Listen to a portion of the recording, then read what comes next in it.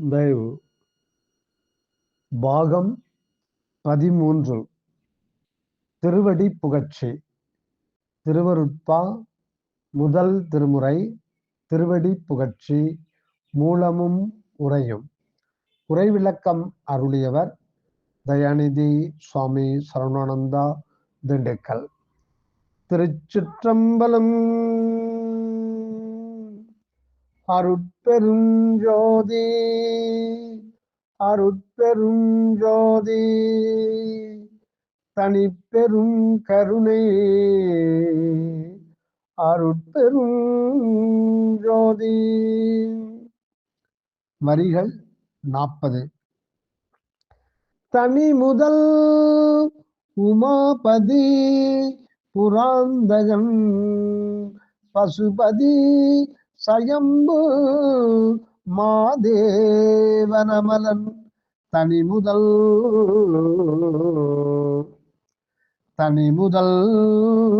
உமாபதி புராந்தகன் பசுபதி சயம்பு மாதேவனமலன். தனிமுதல் அகண்ட வடிவோடு அருட்பெரும் ஜோதியாயிருக்கும் கடவுள்தான் உண்மையில் உள்ளவர். தனி முதல் என்பது அகண்ட வடிவோடு அருட்பெரும் ஜோதியாய் இருக்கும் கடவுள்தான் உண்மையில் உள்ளவர். அவ்வொருவரே தன் முழு தன்மையோடு தான் ஒவ்வொரு மிக மிக சிறிய கூறிலும் பூரண இயல்போடு அகனின்று விளங்கிக் கொண்டே இருக்கின்றார். ஆகையால் அந்த அகநிலையிலிருந்து உணரும் போதுதான் இந்த ஒன்றான அகண்ட பதிநிலை விளங்கும். இடமும் காலமும் புறநிலையில் தான் வேற்றுமை கொண்டு விளங்குகின்றன. வேறு வேறு இடங்களில் வேறு வேறு காலங்களில் வேறு வேறென தேக இந்திரியங்களை கொண்டு விளங்கும் ஒவ்வொருவனின் உள்ளகத்தும் அவனாய் உள்நின்று மெய்யருள் ஞானத்தால் தன்னை தானே உணர்த்த அத்தானே குறிப்பிட்ட அந்த ஒருவனாயிருந்து தன்னையே அறிந்து கொள்ளவும் செய்கின்றதாம். இது முக்கியம். தனி முதல் என்பதற்கு பொருள் மீண்டும் கவனிப்போம். இந்த ஒன்றான அகண்ட பதி, அதாவது அகண்ட கடவுள் நிலை விளங்கும் இடமும் விளங்கும். எப்பொழுது? அந்த அகநிலையிலிருந்து உணரும் போதுதான் இந்த ஒன்றான அகண்ட பதிநிலை விளங்கும். இடமும் காலமும் புறநிலையில் தான் வேற்றுமை கொண்டு விளங்குகின்றன. வேறு வேறு இடங்களில் வேறு வேறு காலங்களில் வேறு வேறான தேக இந்திரியங்களை கொண்டு விளங்கும் ஒவ்வொருவனின் உள் அகத்தும் அவனாய் உன்னின்று மெய்யருள் ஞானத்தால் தன்னை தானே உணர்த்த அத்தானே அந்த குறிப்பிட்ட ஒருவனாயிருந்து தன்னையே அறிந்து கொள்ளவும் செய்கின்றதாம். இதனால் அந்த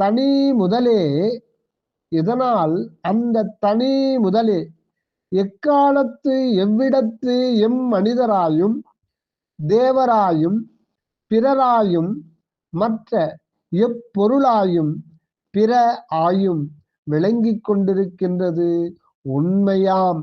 இதுதான் தனிப்பெரும் கடவுளின் உண்மை விளக்க நிலையாகும். இதுதான் தனிப்பெரும் கடவுளின் உண்மை விளக்க நிலையாகும். இதுவே சிவம் என்னும் ஒரு நிலையும் சிவன் என்னும் தெய்வ கற்பனாபதி உண்மையும் ஆகும். அடுத்ததாக உமாபதி அருட்பெரும் பதியே நம் பகர வடிவ ஆன்ம பீடத்தில் தகராகாச வடிவொடு இகர அருட்பிரணவ சக்தி வண்ணமாய் கூடி தீ என ஆகி தி பதி என விளங்கி கொண்டு உள்ளது உண்மை ஆகும். தனித்தலைமை பெரும்பதி இப்படி நம் பதியாய் பதிநிலையில் திகழ்கின்றது கற்பனை அல்ல மெய்யே. இப்பதிநிலை நம் ஆன்மாவோடு இரண்டர கலந்து ஒன்றியுள்ள வடிவம், பரமாகாச உருவம், ஆன்ம கடவுள் வண்ணம் ஆகும். ஆன்மாவோ ஆ உ இம் என்னும் ஓம் என்னும் ஒரு சொல்லாயிருத்தலின் பரமாகாச அகரக் கடவுள் வண்ணம் ஓம் பிளஸ் பதி ஆகி ஓம் அல்லது பதி அல்லது ஆ உ இம் ஆ பதி அல்லது உ புள்ளி இம் பிளஸ் ஆ பிளஸ் ஆ பதி உமா பதி என விளங்க காண்கின்றோம். இப்படி நம் கடவுளான்ம பிரிவற்ற உண்மை நிலையே அத்வித அனுபவத்தில் அப்படியே விளங்க ஒரு வடிவில் ஈரியல் இறை உண்மை காட்டிட உமையொருபாகன், அர்த்தநாரீஸ்வரன், ஹரிஹரன் முதலிய உருவங்களை சித்தி சிற்ப வடிவங்களில் வழங்கிவிட்டுள்ளனர் முன்னோர். அடுத்ததாக புராந்தகன் முப்புறங்களை எரித்தவன், மும்மல சகித ஆன்மாக்கள் ஒவ்வொன்றும் ஓம் ஆக உள்ளதாம். இந்த ஓமில் ஆ உ இம் இருப்பதை நாம் அறிவோம். அகரம் மூலாங்க பிரணவம் எனப்படும். ஆன்மாவினின்று உயிர் செயல்பட விரியும் போது உடல் தோன்றி வளர்வதும், உயிர் ஒடுங்கும் போது உடல் அழிந்து ஒழிவதுமாயிருக்கின்றதாம். இந்த அகர உகர மகரங்களே, அதாவது ஆ உ இம் அகர உகர மகங்களே காரண சுக்கும தூள உடல் சூழலுக்கு காரணமாய் உள்ளதாம். இதனால் இம்மூன்றன் விளைவே மும்மல தோற்றங்களாகும். ஆன்மாக்களின் பிறப்பு இறப்பு தொல்லையை நீக்கி முத்தேக முத்து இன்ப வாழ்வு சேரவே மும்மல ஒழிவாகிய முப்புற தகனம் உபாயம் செய்யப்பட்டதாம். முப்புறம் முடிக்க இப்பக்குவ தேகமாக்கப்பட்டுள்ளது. இதில் முகுல மூளைக்கு மேல் உள்ள பகர வடிவ ஆன்ம பீடத்தில் அருள் ஒளி திரையோதசாந்த நிலையில் வெளிப்படுவது பல் நிலையாக தோன்றுகின்றது. ஆக அருட்ஜோதி நிலையே பல்லாக கற்பனை செய்யப்பட்டுள்ளது. அக அருட்ஜோதி நிலையே பல் ஆக கற்பனை செய்யப்பட்டுள்ளது. பல் என்ற சொல் பல் அம்பலம் என்ற சொல்லிலே நடுவிலே பல்லும் முன்னும் பின்னும் அதாவது ஆ உ இம் என்பதின் சுருக்கமாக அதாவது ஓம், நடுவிலே பல் விளங்குகின்றது. இந்த பல் நிலையை பற்றி வள்ளல் பெருமான் இங்கித மாலை செய்யுளில் குறிப்பிட்டுள்ளார். அருட்பெருஞ்சோதி ஆண்டவரே இந்த அம்பலம் என்ற சொல்லுக்கு உள்ள இரகசியத்தை வள்ளல் பெருமானுக்கு உரைக்கின்றார். அதாவது அம்பலம் என்றால் என்ன என்பதற்கு ஆண்டவர் சொல்லுகின்ற உண்மை. நங்காய் முன் பின் ஒன்றேயாய், நங்காய் முன் பின் ஒன்றேயாய் ஈடு உந்திய பல் நடுவுளதால் என்று அந்த பாடலில் வருகிறது. அதாவது அம்பலம் என்ற சொல்லை பிரிக்கும் போது பல் என பிரிக்க வேண்டும். அதிலே பல் என்ற சொல் நடுவுளதால் என்கின்றார் ஆண்டவர். ஆக ஒரு மனிதன் இந்த மனித பிறவியில் பல் அனுபவத்தை பெற்றுக்கொள்ள வேண்டும். அதுவே அம்பலம் என்று சொல்லப்படுகிறது. அந்த அம் என்பது ஆ உ இம் இன் சுருக்கம், அதுவே ஓம் ஆகும். அதைத்தான் முன் பின் ஒன்றேயாய் ஒரே மாதிரியாக இருக்கிறது, நடுவிலே ஈடுந்திய பல் நடுவுளதால் என்று சொல்கின்றார். ஆக மனித பிறப்பின் லட்சியம் சுத்த சன்மார்க்கத்தில் பல் அனுபவ நிலையாக இருக்கின்றது. அக அருட்ஜோதி நிலையே பல்லாக கற்பனை செய்யப்பட்டுள்ளது. விசார ஞானத்தால் கண்டதே புன்முறுவலால் சிறிதே பல் தெரியலான உண்மையை சுட்டுவதாம். மேல் அருளனுபவம் உண்டாக அருட்ஜோதி வெளிப்பட மும்மல நீக்கமும் மனமாய் தோற்றியிருந்த அகர உகர மகரமே திருவருளால் ஞான பெருணவ சுத்த தேகமாக மாறி என்றும் விளங்குகின்றனவாம். முப்புறங்கள் எரிபட்டன, ஆனால் முப்புராதிகள் மூவரும் இறக்கவில்லை, பதிபத வாழ்வு பெற்றனர் என்பது புராண கற்பனை. புராந்தகன் என்பதில் புறம் மல உடம்பு, அந்தகன் என்பது ஆ உ இம் ஓம் என்னும் ஆன்மாவின் அகனின்று தகிப்பவன். ஆன்மாவின் மேல் உடல் உண்டாக உண்டாக அகமுடையான் தகித்து ஒழித்து கொண்டே இருக்கின்றான்.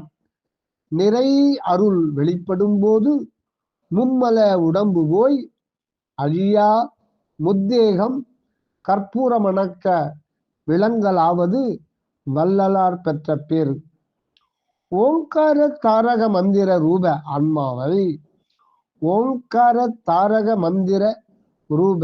ஆன்மாவை தாரகாசுரன் என்றும், அந்த ஓங்காரத்து உள்ளிருந்து காரியப்படும் அகர உகர மகரங்களே வித்துன் மாலி தாரகாட்சன் கமலாட்சன் என்னும் 3 அசுரர்களாக செய்யப்பட்ட கற்பனையெல்லாம் அருளாளன் பெரும் செயலே.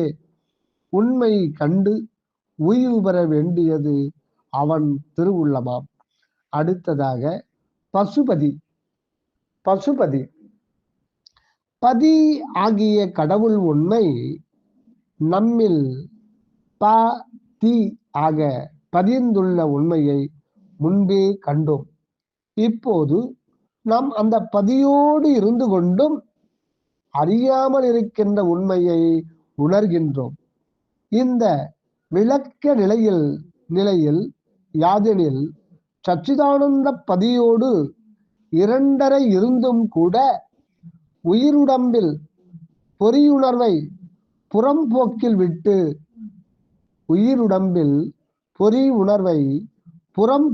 விட்டு நாம் பதியினை பிரிந்து தலையுண்டு அல்லது பந்தப்பட்டு கிடக்கும் ஆன்மாவாக எண்ணிக்கொண்டு வாழ்ந்து கொண்டு இன்ப துன்பங்களில் உழந்து கொண்டும் உள்ளோம்.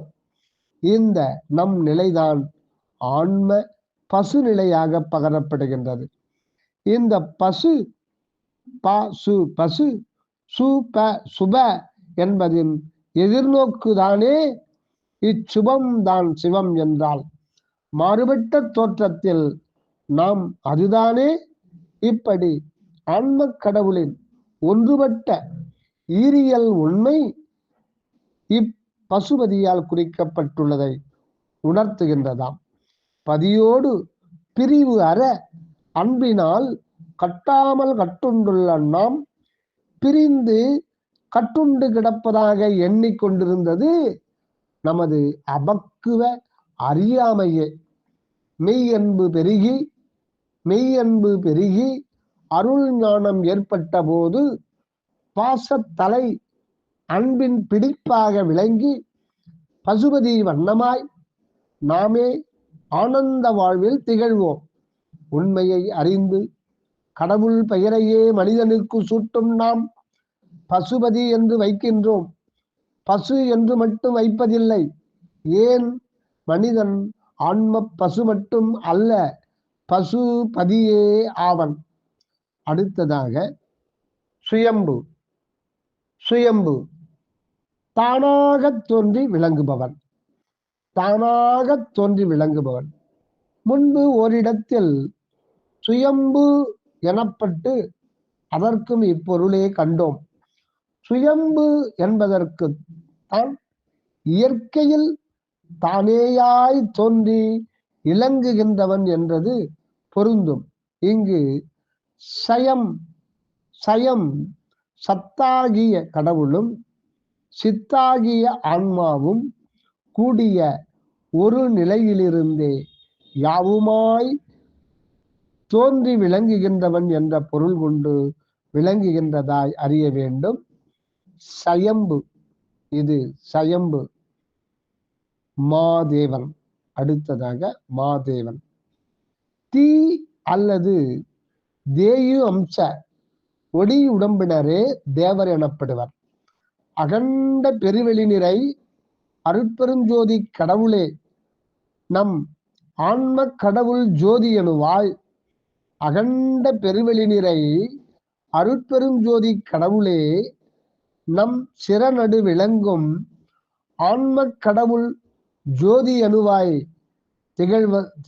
திகழலின் நம் பதியே ஈண்டு தேவர்கட்கு எல்லாம் மேற்பட்ட தேவதேவனாக மகாதேவனாக மொழியப் பெறுகின்றான். மேலும் மகாதேவன் என்பதில் மகம் அல்லது இம் அகம் நம் ஜோதி ஆன்மாவை சுட்டுவதாகவும், தேவனாகிய தெய்வ ஜோதி மயனையும் சேர்த்து மகதேவன் மகாதேவனாகி மாதேவனாகி விளங்குகின்றதாம். அடுத்ததாக அமலன். அமலன் அருள் உண்மை விளக்கம் கண்டுகொள்ளப்படாதவரை, அருள் உண்மை விளக்கம் கண்டுகொள்ளப்படாதவரை மனிதன் கடவுளை அயலாய் இருந்து மதிப்பிடுகின்றான். தன் இழிநிலை சிறுமையையும் அவன் உயர்நிலை பெருமையையும் எண்ணி எண்ணி அழுந்தி கிடக்கின்றான். தன் சிறுமை மனப்பான்மையை விட்டு மேல் செல்ல முடியாமல் போற்றியும் பணிந்தும் துதித்தும் ஓர்மையோடு பாவித்தும் தியானித்தும் நெடுங்காலம் தவம் கிடந்தும் பேரவத்தைப்பட்டு கொண்டே இருக்கின்றான். இது சமயம்தான் அருட்கண் விழிப்பு ஏற்பட்டுள்ளது. அருட்பெருஞ்சோதிபதியையே எங்கெங்கும் யாவுமாய் காண்கின்றான். அது ஒன்றே அன்றி தானோ பிறரோ மற்ற எதுவுமே எங்கனும் இல்லை என்பதை உள்ளபடி உணர்கின்றான். அது ஒன்றே அன்றி தானோ பிறரோ மற்ற எதுவுமே எங்கனும் இல்லை என்பதை உள்ளபடி உணர்கின்றான். அந்த பதிநிலையில் இருந்து கொண்டு தான் இவ்வளவும் காண்கின்றான். இப்போது இதுவரை கடவுளை அறிய வேண்டியவனுக்கு அந்த கடவுளே தான் தன்னை நிமலன் விமலன் அமலன் என்று அறிவித்தார் போலும் இவன் தன்னை மும்மல சகிதனாக கண்டிருந்ததால் அந்த கடவுள் பெரும்பதியை மலரகிதனாக கொண்டு அப்படி நிமலன் விமலன் அமலன் என பாவித்து வந்தான். ஆனால் கடவுள் அவர்களுக்கு உணர்த்தினதில் பொய் இல்லை, சூதும் இல்லை, உண்மையையே உரைத்தார். இருந்தும் அவர்களுக்கு பக்குவ குறைவால் அவ்வுண்மையை புரிந்து கொள்ளத்தான் முடியாது போய்விட்டது என்பது இன்று சுத்த சன்மார்க்கத்தால் அறியலாகின்றது. அருட்பேரனுபவத்தில் அகப்பதியோடு அத்விதமாயிருந்து கொண்டு அனக வாழ்வு வாழ வாழ அக்கடவுள் அனுபவம் உள் நின்று நிரம்புகின்றது. இதனால் அனக சுத்த சன்மார்க்கிக்கு சிறிது சிறிதாக கடவுள் அனுபவம் கைகூடுகின்றதாம். வள்ளல் பெருமானுக்கு அந்த கடவுள் அனுபவம் நிறைவேறிவிட்டது.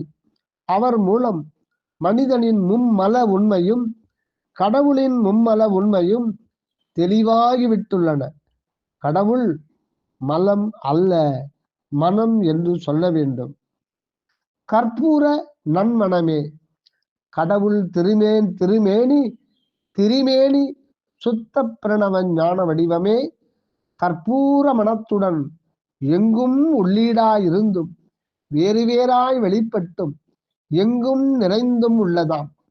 அருட்பேரனுபவத்தில் அகமிருந்து அனக நிறைவு கொள்ளும் போது, அருட்பேரனுபவத்தில் அகம் இருந்து அனக நிறைவு கொள்ளும் போது வள்ளலார்க்கு திரிதேக சித்தியும் வந்துவிட்டதாம். இங்கு குறிக்கப்பட்டுள்ள அமலன் அகல் வான்வெளி முற்றும் அறிவரிதாய் நிரம்பியிருந்தும் கற்பூர பெருவடிவை உணர்த்துகின்றதாம். இத்தோடு கடவுளின் விமல கற்பூர மனவடிவம் சுத்த சன்மார்க்க அன்பர்களுக்கு தோன்றி மறைந்து கொண்டுள்ளது. நிமல கற்பூர வடிவ நிலை அகவடிவில் புதைந்து கிடக்கின்றது. பக்குவத்தே அனுபவம் ஏற்படும் போது புற உடலும் மனம் பெறுவது திண்ணம். அடுத்து வரி 41. தாண்டவன்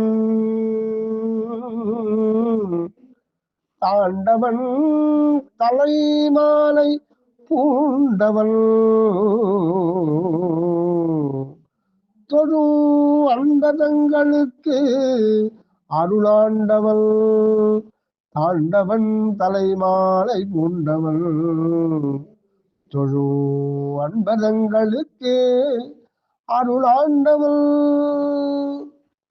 முதலில் தாண்டவன் சிவ நடனம் அன்மக்களுக்கு ஆனந்த அனுபவம் விளைவித்தல் பொருட்டே அல்லது ஆன்ம வடிவோடு விளங்கும் ஆண்டவரே தன் சச்சிதானந்த உண்மை வெளியாக்கிட பிரபஞ்சத்தில் ஐந்தொழில் செயல் மேற்கொண்டு காரியப்படுகின்றதையே நடனம் தாண்டவம் என்கின்றனர். அகண்ட வெளியில் எங்கும் தன் செயல் வெளிப்பட தாண்டி நடம் புரிவதாக கொண்டு அவரை தாண்டவர் என்று புனைந்து கூறியுள்ளனர்.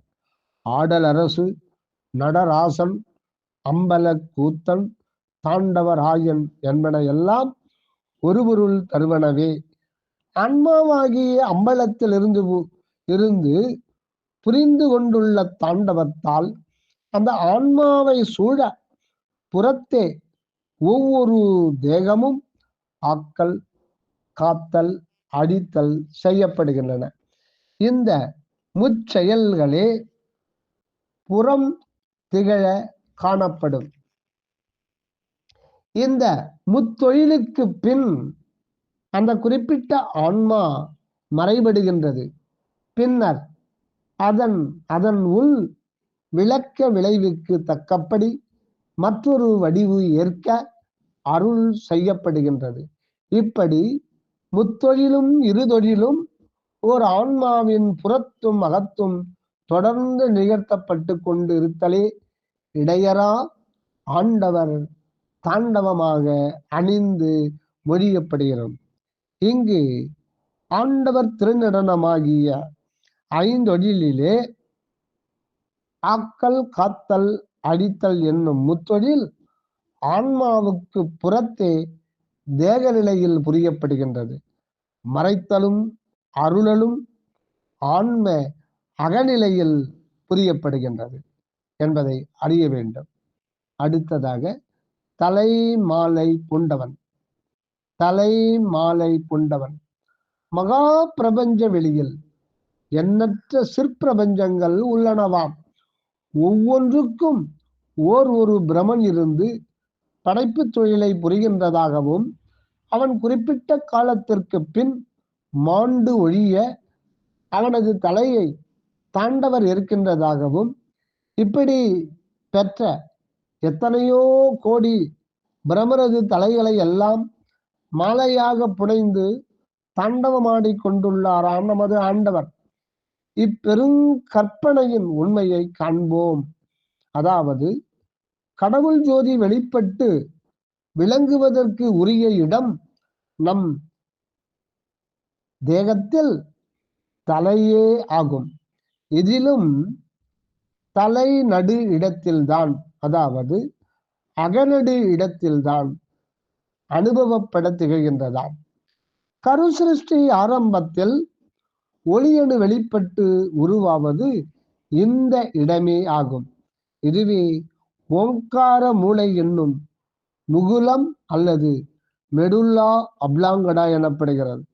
இதன் மீது உள்ள பகர வடிவ குழி, அதாவது செரப்ரோஸ்பைனல் கேவிட்டி இடமே திருவோடு அல்லது பிரமன் தலையோடு எனப்படும். இதுவே சிவன் கரத்து திருவோடு என்பதும் ஒரு கற்பனை. இங்கு விளங்கும் நம் கடவுள் ஜோதிதான் எல்லா உலகத்து எவ்வவர் தலைநடுவிலும் இருந்து விளங்குவதாக அறியப்படுகின்றதும் உண்மையே. பிரபஞ்ச பெருஞ்சோதி சூழலில் ஒரு குறிப்பிட்ட மனித வடிவில் சிவானுபவம் ஏற்படும் போது அந்த சிவம் ஜோதி சூழலில் இருந்து கொண்டு தன் அருளாடல் செயல் புரிந்து கொண்டுள்ளதாக அறியலாகும். ஒவ்வொரு ஆன்ம அணுநிலையும் ஒவ்வொரு உடல் கொண்டிருந்தது. விட்டொழித்த பிரமன் தலையாக உணரும் போது அந்த ஒளி சூழலே பிரமரின் தலை மாலையாகவும் விளங்கும். இதுவே தலைமாலை உண்ட உண்மை. பிரமன் தலையோட்டை திருவோடாக ஏற்ற பிச்சை பெருமான் புனைவு வேறொரு விதம். அடுத்ததாக தொழும் அன்பதங்களுக்கு அருள் ஆண்டவன். கடவுள் எல்லோருக்குமே தான் வாழ வகை செய்து கொண்டிருக்கின்றது உண்மையாகும். ஆனால் தொழுதேத்தி அன்பு செய்கின்றவர்களுக்கு விசேடமாக அருள் பாலிக்கின்றார். அதனால் அவர்களுக்கு துன்பமில்லா இன்பமே சூழ்கின்றனவாம். தொழுது ஏத்தி அன்பு வழிபாடார்க்கும் படரார்க்கும் தீய வழியில் படர்வோர்க்கும் மரக்கருணையால் தண்டித்து துன்பப்படச் செய்து பின்னர் உதவுகின்றார். இது அருளாளன் செயல்முறையாகும். இவ்வுலகில் இப்பொழுது பக்தி வழிபாட்டில் மிகுதியான மக்கள் அதிகம் ஈடுபட்டு தொழும் அன்பர்களாய் தோற்றுகின்றார்கள். அவர்கள் எல்லாம் நிறையருள் பெற்று இன்ப வாழ்வில் ஓங்குகின்றார்களா என்று பார்த்தால் அப்படி காணோம்.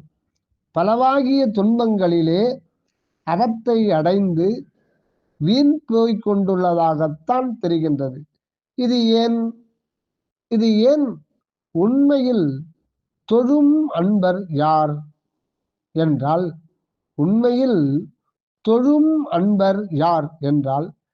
கடவுள் ஜோதியை அகஞான ஆலயத்தில் விசாரத்தால் கண்டு போற்றி ஒன்றி அதுவாகி அங்கிருந்து அன்பு செய்து ஆறுயிர்கட்கு இன்பு செய்து இருப்போரே உண்மையான தொழும் அன்பர்களாய் உள்ளனர். தொழும் அன்பர்கள் யார் என்றால் மீண்டும் கவனிப்போம். கடவுள் ஜோதியை அகஞான ஆலயத்திலே சத்விசாரத்தால் கண்டு போற்றி ஒன்றி அதுவாகி அங்கிருந்து கொண்டே அன்பு செய்து ஆறுயிர்களுக்கு இன்பு செய்திருப்போரே உண்மையான தொழும் அன்பர்களாய் உள்ளனர். இவர்களுக்குத்தான் ஆண்டவன் அருள் உண்மையில் அகமிருந்து உதவி கொண்டே இருப்பதோடு சூழ வந்து உதவி இன்பு செய்து கொண்டே உள்ளதாம். இம்மாதிரி மெய்யன்பர்களுக்கு எவ்வகையிலும் இன்பமே சூழும் என்பது திண்ணம். வள்ளலார் நிலை இது. எது பார்ப்போம். அகத்தே அருட்பெரும் ஜோதியை